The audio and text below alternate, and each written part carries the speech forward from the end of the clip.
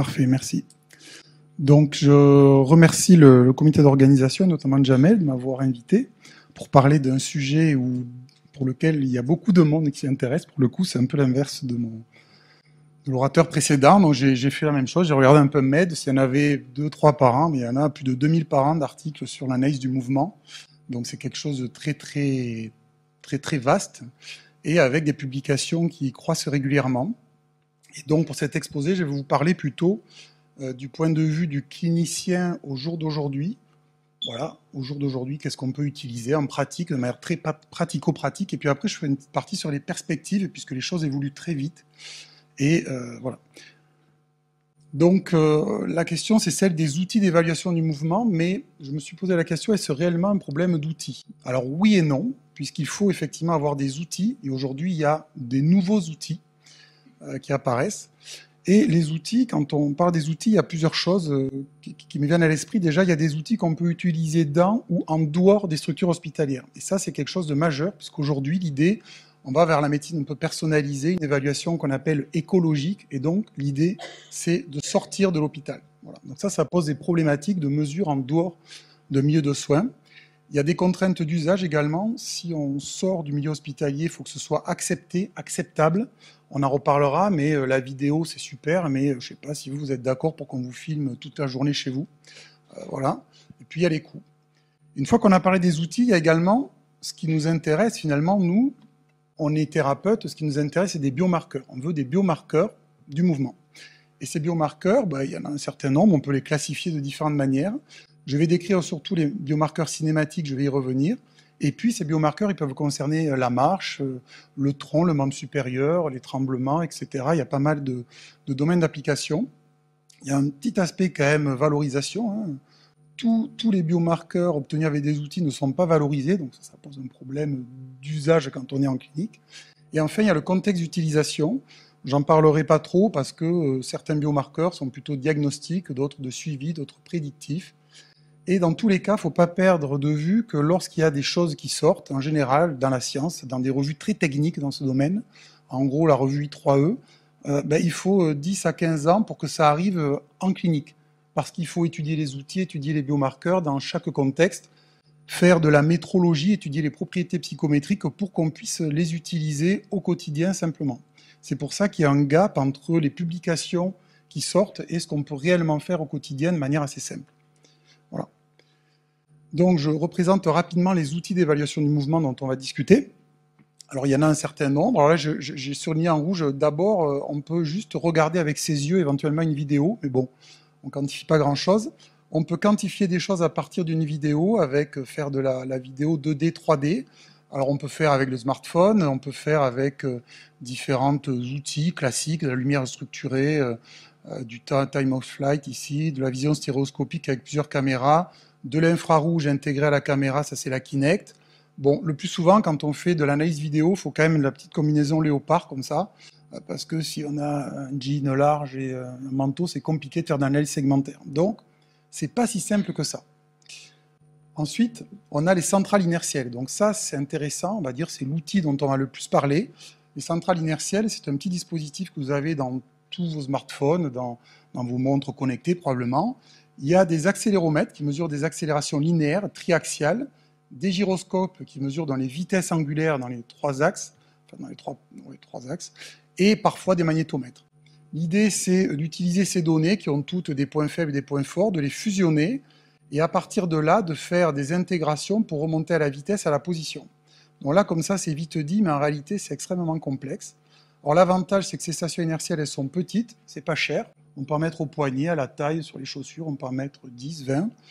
Il y a certains systèmes commercialisés qui existent et qui sont utilisables dans le soin courant pour des applications à chaque fois assez spécifiques. Et ensuite, la dernière catégorie d'outils, là c'est l'artillerie lourde, on va dire, donc c'est les systèmes d'analyse du mouvement, systèmes optoélectroniques 3D, les systèmes de référence.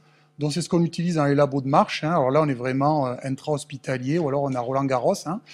On a des caméras qui réfléchissent les infrarouges. Voilà, on peut avoir des goniomètres également ici. On peut avoir des capteurs de pression, ça c'est plus classique, hein. Il y en a chez les podologues, il y a les tapis de marche qu'on a pour mesurer les paramètres spatio-temporels, et puis on a également des plateformes de force et de l'EMG dynamique, on ne va pas trop en parler là, on va surtout s'intéresser à l'aspect cinématique. Alors on peut se poser la question de qu'est-ce que c'est qu'un biomarqueur, puisqu'il y a pas mal de littérature là-dessus, et ici, une publication un peu qui fait référence en 2015 vous explique qu'un biomarqueur, c'est quelque chose qui est peu impacté par l'aspect qui est peu sujet à la motivation du sujet. Donc par exemple, on vous fait une prise de sang, la CRP, ben ça c'est un bon biomarqueur. Alors il se trouve que quand on étudie le mouvement, c'est compliqué d'avoir un biomarqueur qui n'est pas influencé par la motivation, parce que déjà pour bouger, il faut avoir une certaine motivation, mais on va quand même utiliser le terme biomarqueur, avec l'idée que pour nous, un mouvement élémentaire d'une articulation, quand le sujet marche, c'est un biomarqueur qu'on pourrait considérer un peu comme objectif mesuré par un système, alors qu'on a d'autres biomarqueurs du mouvement qui peuvent être mesurés par un clinicien ou qui peuvent être rapportés par le patient, mesurés par des dispositifs, par exemple l'actimétrie, la quantité de mouvement.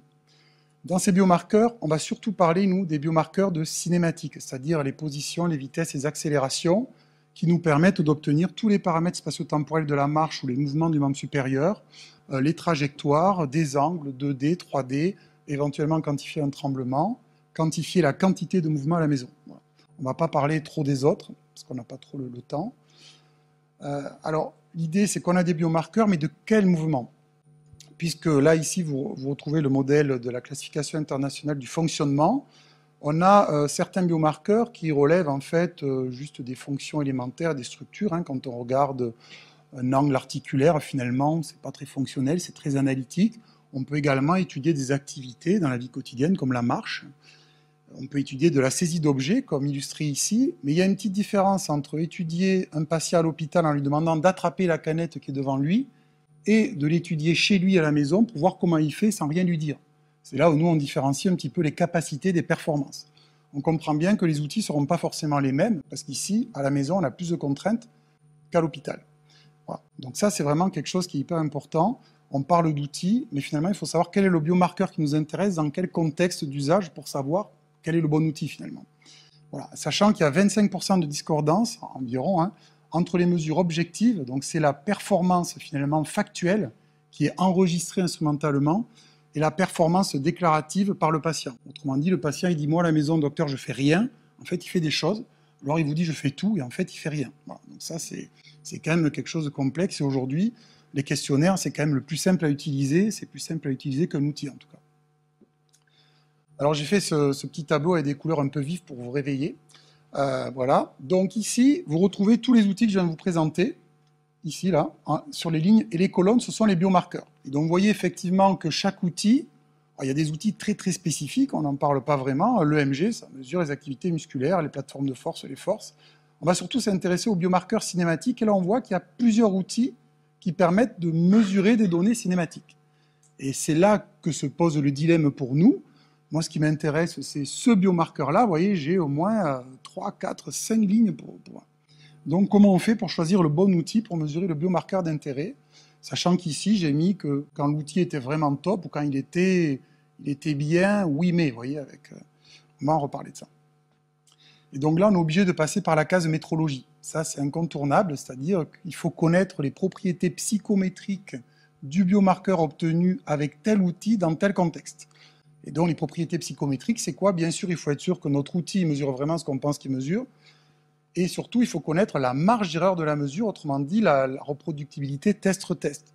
Et cette marge d'erreur, en fait, il faut qu'elle soit la plus petite possible pour que notre outil soit capable de détecter des petits changements, en tout cas des changements qui soient assez fins pour que notre outil devienne sensible au changement et qu'il soit pertinent en clinique pour suivre le patient en pré- et post-intervention.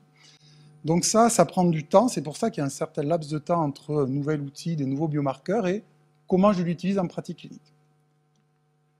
Alors là, l'exemple de l'évaluation de la marche est assez prototypique puisque c'est une question qu'on se pose dans les sociétés savantes, notamment la SOFAMEA, qui est un peu la société où il y a pas mal de gens qui font de l'analyse du mouvement et de la marche notamment.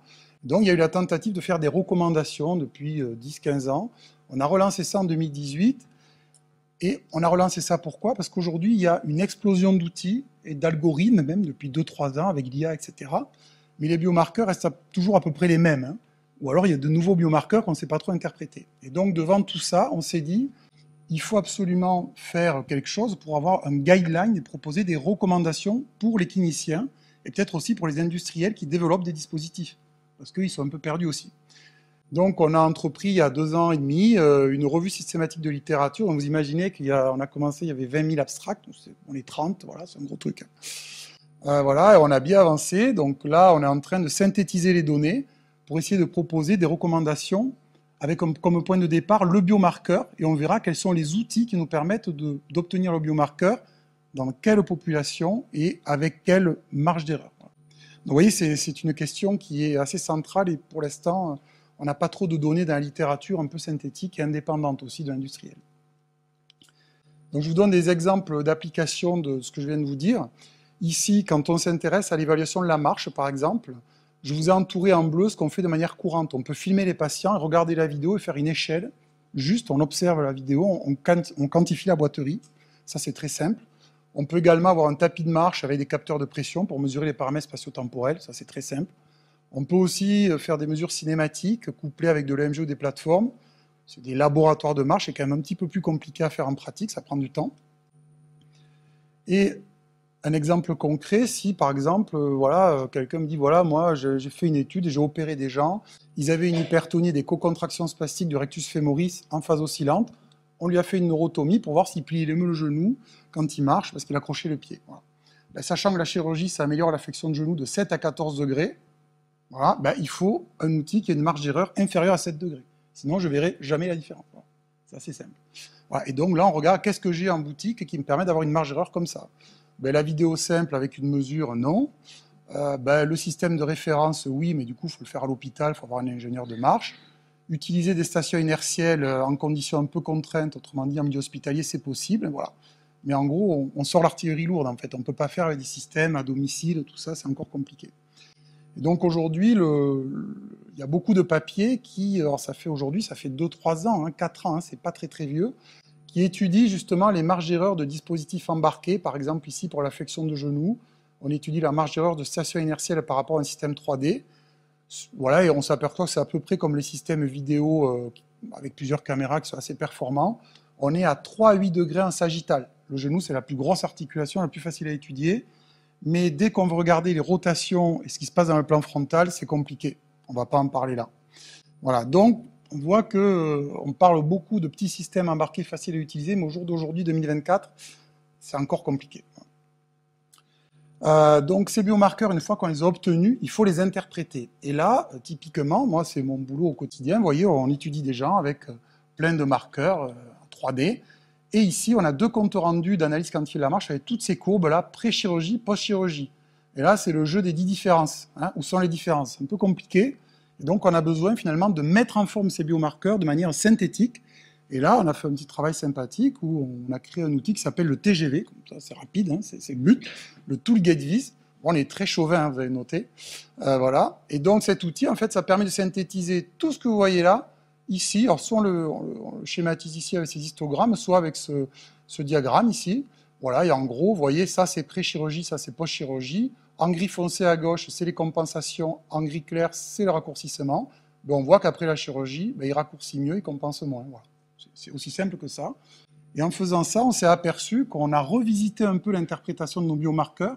Et on s'est rendu compte que chez quelqu'un qui marche, qui a fait une hémiplégie, ben, finalement, gagner 2 degrés d'ubiquité pelvienne, c'est comme gagner 10 degrés de flexion sur le genou. C'est vrai que dans les études où on s'intéresse au genou, on ne regarde jamais le bassin. Donc en fait, on a un peu changé de point de vue. Et donc, il faut savoir aussi reprendre tous les biomarqueurs qu'on a, les remettre en forme, et des fois, ça nous apporte pas mal de choses. Maintenant, exemple de l'évaluation du membre supérieur, donc quelque chose qui est assez classique. On peut déjà filmer le membre supérieur et l'analyser, voilà, avec des échelles toutes simples. Et puis après, on peut faire une analyse cinématique. Là, c'est un peu plus compliqué en pratique clinique, en soins courants, l'analyse du membre supérieur. C'est quelque chose qui est pourtant recommandé en post-AVC depuis 2020, voilà, avec un consensus international, comme quoi il faut 1 semaine, 4 semaines, 8 semaines, 12 semaines, enfin bref. On suit l'AVC au cours du temps avec une mesure instrumentée cinématique, soit d'une tâche de pointage, soit d'une tâche de saisie de verre si le patient peut, parce qu'on sait qu'il y a des paramètres standardisés, on sait que c'est plus sensible au changement que les échelles motrices telles que le Fögelmeier. Voilà. Et donc, comment on fait pour faire ça? Soit on a un exosquelette pour alléger le membre quand il y a une parésie importante pour faire le test sur un exosquelette. Soit on fait du 3D. Alors ici, vous voyez, ça c'était ce qu'on faisait en 2013, et ça c'est ce qu'on fait en 2021. C'est assez symptomatique. En 2013, on avait un modèle complet avec 30 marqueurs. Et aujourd'hui, vous voyez, on en a un sur le tronc, un sur le poignet. Hein. Voilà, on a simplifié parce qu'au final, c'est trop compliqué, sinon on n'y arrive pas. Et on se pose la question, en 2025, vous voyez, de passer juste avec 2 stations inertielles. C'est un sujet où il y a pas mal de publications en ce moment. Et on s'aperçoit que pour une tâche aussi simple qu'attraper un verre devant soi, mais par exemple, une station inertielle, elle a beaucoup plus de difficultés que pour évaluer un mouvement de coude comme ça. Parce que c'est un mouvement qui est lent, qui est à peu près droit, c'est une trajectoire. Et voilà, donc les outils les plus simples ne nous donnent pas encore satisfaction. Et l'évolution des pratiques, c'est assez paradoxal, je vous dis ça. Enfin, nous, on fait l'évaluation instrumentale, et on a tendance à retourner vers le plus simple. Une bonne vidéo, une bonne échelle clinique, une ergothérapeute formée qui se met devant, et en 5 minutes, on a un score. Voilà. Et c'est un peu l'équipe de Lindy Levin qui a publié cette échelle, le RPS, vous voyez, en 2004, et on voit qu'elle est de plus en plus utilisée. Et il y a eu des études qui montrent qu'elle est assez corrélée finalement aux mesures qu'on a avec une analyse cinématique 3D. Vous voyez que des fois, on peut se poser la question. Voilà. Et il y a d'autres outils, notamment nous on s'intéresse à un outil qui est une cotation à partir d'une vidéo d'une tâche personnalisée. Donc on peut faire à la maison par exemple. On peut évaluer, vous voyez, on le réétudie actuellement dans un protocole sur la danse. Donc on peut l'utiliser dans toutes les tâches, c'est une grille standardisée. C'est intéressant parce qu'on est vraiment focus sur les tâches du patient. Et donc voilà quelques facteurs de choix d'un outil, si demain vous devez en choisir un. Ici vous retrouvez vos outils, ici vous retrouvez un certain nombre de contraintes, le lieu du recueil. Si vous voulez étudier le patient à la maison, il faut prendre un des outils qui est en vert. Voyez. Si vous voulez recueillir les données par le sujet en autonomie, il va falloir utiliser un des outils en vert. Si vous voulez que le recueil soit assez libre et non contraint, qu'il n'y ait pas besoin de faire de la calibration, etc., il va falloir utiliser un des outils qui est en vert. Et puis ensuite, si vous voulez une erreur de mesure faible, il faudra utiliser un des outils qui est en vert. Et si vous voulez une complexité algorithmique pas trop compliquée, un qui est en vert. Vous voyez qu'il n'y en a aucun qui est tout vert sur la ligne. Donc là, on est obligé de choisir. Voilà, là, ce schéma, il vous montre qu'il faut choisir. Soit on a des choses un peu moins précises, soit on a des choses un peu plus compliquées, mais plus précises. Donc les 10 questions à se poser pour évaluer le mouvement en 2024, c'est quoi? C'est où est-ce que je veux recueillir les données? Qui assure le recueil? Est-ce que c'est un professionnel ou le sujet en autonomie? Conditions et contraintes du recueil, est-ce que ça va être accepté? Filmer à la maison, par exemple, il y a plein d'études sur ça, mais quand on demande aux gens, ils ne veulent pas. Hein, voilà. Biomarqueurs d'intérêt validés, est-ce qu'ils sont bien interprétables? Des marges d'erreur compatibles avec les attentes? Est-ce qu'on a accès aux données? Voilà, quand on vous vend un dispositif, il n'y a pas forcément l'accès aux données. Voilà, quel usage on en fait? Est-ce que les données sont interprétables ou est-ce que c'est issu d'un modèle d'intelligence artificielle avec un chiffre qui n'a pas de sens pour vous? On voit ça de plus en plus. Est-ce que les outils, vous pouvez les acheter et est-ce qu'ils sont valorisés quand vous faites un acte? Parce que ça, on n'en parle pas trop, mais enfin, c'est un des premiers freins. Et donc ça, c'est 2024. Donc maintenant, je vais vous parler de ce qui va se passer plus tard. Il y a plein de développements en cours. La reconnaissance biométrique et le deep learning, vous voyez, c'est-à-dire quand on vous filme dans la rue, en fait, alors là, évidemment, les Asiatiques et les Chinois ont plein de choses sur ça. Ils ont des modèles qui sont très au point, et ici, on vous liste les problématiques. Vous voyez, il y a le problème éthique qui est abordé à un moment. Effectivement, c'est une problématique. Il y a un truc qui est très intéressant, c'est identifier la pathologie du sujet sur une base de données. C'est en fait un peu votre patron, vous savez, qui est proche de la retraite, et vous voit un truc bizarre, il dit « mais j'en ai déjà vu un, il y a 15 ans ». Je sais, mais je me souviens plus ce que c'était, mais alors, c'est typique. Donc, pour pallier au trou de mémoire, il y a des collègues, à Brest notamment, ils ont pris toute leur EQM, ils ont bien labellisé les données, ils ont mis la pathologie en face, et au jour d'aujourd'hui, quand ils ont une marche un peu, voilà, ils la passent à la moulinette, ils sont capables de dire, tu vois, cette marche, elle ressemble à telle pathologie rare. Donc ça, c'est quand même intéressant comme démarche, quand on a des données. Il faut avoir beaucoup de données. Et ensuite, il y a pas mal de développement d'analyse du mouvement dans les diagnostics précliniques. C'est-à-dire pour avoir des signes infracliniques dans certaines pathologies. Alors pour la fragilité en gériatrie, c'est vraiment, il y a beaucoup de littérature. Il y a des choses aussi dans la maladie de Parkinson, dans la CEP.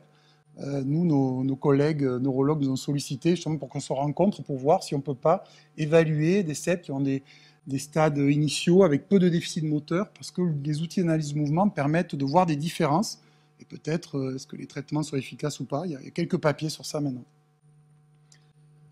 Et donc là, j'ai dit rendez-vous en 2030 parce que, en fait, comme il faut du temps pour, je crois que Jamel me réinvite en 2030, peut-être, je serais curieux de savoir. Aujourd'hui, il y a des consortiums qui se développent. Alors, vous voyez, quand vous voyez les dates, hein, c'est tout récent. Là, on est dans les 2-3 dernières années. Des consortiums pour essayer de structurer le développement de ces outils embarqués à la maison. Voilà. Les stations inertielles avec alors les premiers résultats, il y a quand même des résultats de cette grosse étude mondiale là qui a débuté en 2020, des résultats en 2023, où finalement ils ont dit quand on veut mesurer la marche, et notamment la vitesse de marche, on est sur des trucs très basiques, et les paramètres élémentaires de la marche, déjà il faut des algorithmes spécifiques à chaque population. Parce que quelqu'un qui marche lentement, c'est pas le même algorithme que quelqu'un qui marche vite. Un cérébelleux, c'est pas pareil que quelqu'un qui marche droit, hein, qui n'a pas une démarche festonnante. Et les marges d'erreur avec ces outils, ben, elles sont à la limite, vous savez, du MCID. Là, la différence est minimale pertinente pour le patient. On est à peu près dans le même ordre d'idées. Donc, on a des outils qui sont à la limite de la pertinence, en fait, pour voir des différences au cours du temps et avoir une bonne sensibilité au changement. Mais il y a des choses qui se structurent. Et ici, on a des choses dans le sport aussi qui nous aident dans le in the wild, comme ils disent, dans le milieu sauvage. Hein. Comment on fait pour utiliser des stations inertielles et pour avoir des choses un peu reproductibles.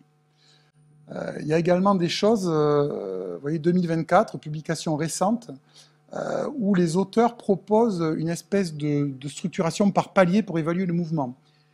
Globalement, si on part du bas, en fait, ça, c'est une analyse de masse. Vous voyez, le DVA, c'est la vidéosurveillance de masse. Si je filme tous les gens dans la rue, je suis capable de détecter qu'il y en a qui ne marchent pas bien, ils sortent un peu des clous. Si jamais ceux-là, j'arrivais à les attraper, leur dirais, pop, vous, il y a un petit problème, je pourrais leur mettre une station inertielle, vous voyez, deuxième étape, donc un peu plus compliqué à mettre en œuvre, encore assez acceptable, pour voir s'il y a vraiment un problème. Et si là, je vois que ce n'est pas tout à fait normal, hop, je l'attrape, je le mets à l'hôpital et je lui fais la full instrumented gait analysis, d'accord, dans l'évaluation globale où je serai très précis. Donc, dans l'idée, c'est vrai. Après, voilà, la problématique, c'est comme la manœuvre. Hein, voilà. C'est quelque chose qui est quand même pas anodin. J'ai été contacté par quelqu'un, un Suédois, il n'y a pas longtemps, qui cherchait à vendre un système où il expliquait qu'en faisant un petit squat, en filmant les patients, il arrivait à détecter des anomalies. Et je lui ai dit, mais il faudrait l'appliquer à qui? Il faut filmer tout le monde, il m'a dit. Tout le monde, il faut qu'il fasse son petit squat devant la caméra, comme ça. Je lui ai dit, ouais, mais ça, c'est dur à mettre en œuvre. Mais voilà. Mais voyez, on arrive quand même vers cette notion-là d'espèce d'analyse du mouvement de masse, et après, ceux qui sortent un peu, hop, on les attrape, et petit à petit, on les filtre. Après, il y a des enjeux éthiques et tout, c'est discutable. Il y a la notion de kinectome aussi qui est récente, qui est parue, c'est-à-dire, on a plein de biomarqueurs du mouvement, ben, finalement, on va étudier les interactions entre toutes ces variables cinématiques, et cette notion de kinectome, donc, qui est sûrement quelque chose qui va être intéressant à exploiter dans le futur, avec le développement informatique de l'intelligence artificielle. Et enfin, il y a quelques trucs un peu plus confidentiels, mais il y a des papiers très techniques sur le fait qu'avec la Wi-Fi et votre téléphone, on peut traquer vos déplacements dans la maison. Les capteurs d'alarme, en fait, ils vous voient passer dans la maison. On est capable de dire si une personne âgée isolée, par exemple, elle est active comme d'habitude ou pas. On est capable de détecter du déclin. L'utilisation de votre compteur électrique, si vous ouvrez moins le frigo, si vous mettez moins souvent votre four, probablement vous mangez moins. Donc, si c'est une personne âgée, c'est peut-être un signe de fragilité. Donc, il y a plein de choses comme ça qui sont un peu dérivées. Alors, ça reste des papiers très techniques, mais enfin, c'est assez rigolo. La vidéosurveillance de masse, j'en ai déjà parlé avant, mais ça fait partie des choses qui arrivent. Et puis là, je remercie Didier qui m'a permis de mettre ma biblio à jour tout à l'heure, hein, c'était ce matin. Vous voyez, technologie déjà embarquée, connectée sur vous. Vous avez un smartphone, vous écoutez de la musique. Voilà, vous avez une montre connectée, une Apple Watch. Ben voilà, les ingénieurs, ils ont tout trouvé. Rien qu'avec ça, vous voyez, on peut arriver à ce résultat. Ici, vous avez le sujet qui marche avec sa petite oreillette, sa montre connectée, le smartphone dans la poche. Et on est capable, alors évidemment, ce n'est pas une analyse cinématique qui est précise du tout pour une analyse segmentaire. En fait, ça permet de savoir ce que vous faites, à peu près comment vous le faites, avec une résolution de 10 cm. Voilà. Donc, il y a beaucoup de questions, et surtout une évolution qui est vraiment très, très rapide. Donc, il faudra en rediscuter, je pense, dans quelques années. Merci.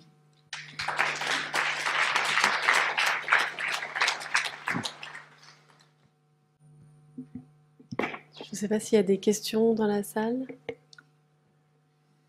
Didier, pardon.